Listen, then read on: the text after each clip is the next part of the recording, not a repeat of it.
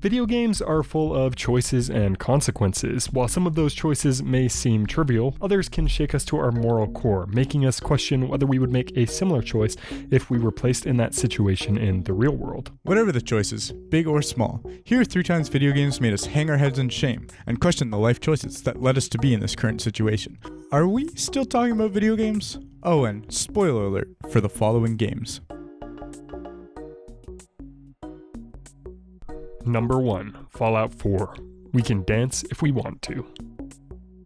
First on our list of regrets is a game that is both loved and hated by the franchise's fan base. I'm talking, of course, about Fallout 4. While Fallout 4 took the franchise and improved on some aspects of the game, fans of the franchise, including myself, have made the argument that it simplified many of the complex RPG elements that made the previous installments special. With that said, Fallout 4 still has plenty of choices that might give a lone survivor pause. Should you make the only right choice and side with the Brotherhood of Steel during the main storyline, you will learn to love your ragtag team of brothers that you meet at the Cambridge police station, with one of those brothers being a potential follower slash companion slash love interest named Paladin Danse. Now, as you progress through the story, you and Paladin Danse will slay hundreds of Institute synths together as you struggle to find out more about the elusive organization. Eventually, though, you find out that Paladin Danse is in fact an Institute synth himself. At this point in the game, Paladin Danse flees the scene and you are tasked by the Brotherhood to track him down and eliminate him. And this, my friends, is where our choice comes in. When you finally find Danse, he's in a dark place. He had no idea that he was a synth and is still loyal to the Brotherhood. He is filled with shame and more or less seems to have accepted his fate, asking you to do what needs to be done and execute him for the Brotherhood.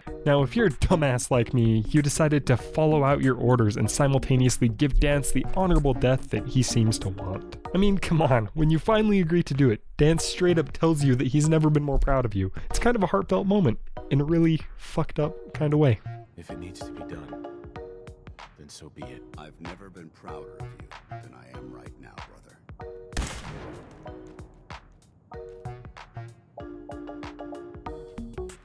Anyway, long story short, I killed my adoptive robo-dad and I felt bad about it. Number 2, God of War. Couldn't wrestle this polar bear. In God of War's self-described hardest difficulty, the game becomes the sort of thing reserved for the kind of person who would wrestle a polar bear in their underwear.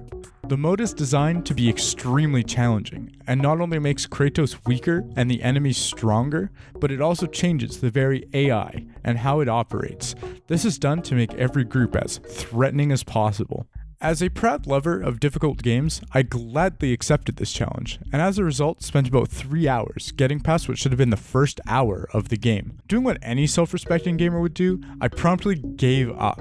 Now that's what I call an epic gamer move. The icing on the cake is that once this mode is selected, you cannot lower the difficulty later. So once the tough gets going, you better be ready to get tough. As one of the best games of 2018, I regret choosing this difficulty mode, as I was frustrated beyond belief, and I have yet to go back and finish God of War. Do not be sorry. Be better. Number 3, Dark Souls, Getting Bonesed. Last on our list, we have one of my favorite video games of all time, From Software's Dark Souls. Dark Souls is a game that asks players to get good by thrusting them into an intricately crafted labyrinth of a world full of monstrous bosses and angry undead baddies. The only real direction given to the player? Ring the bells. There are actually 2 bells of awakening. One's up above, the other is far, far below. Ring them both, and something happened. Brilliant, right? Now, when I first started playing, I made a mistake that I'm sure many a chosen undead have, and I went the wrong way.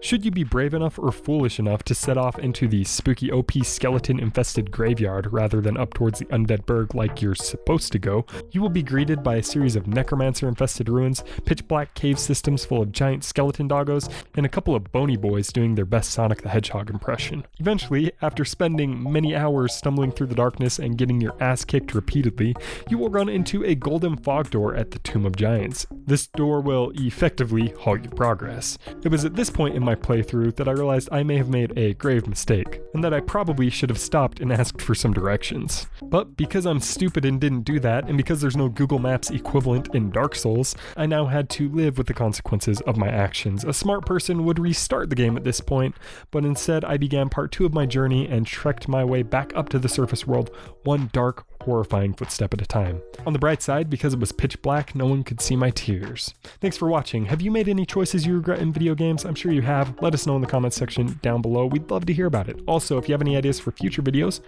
put it down there as well. Thanks for watching again. Hit that like button, get subscribed, share with your friends and family, or don't, but you'll probably regret it like I did all these choices in this video today.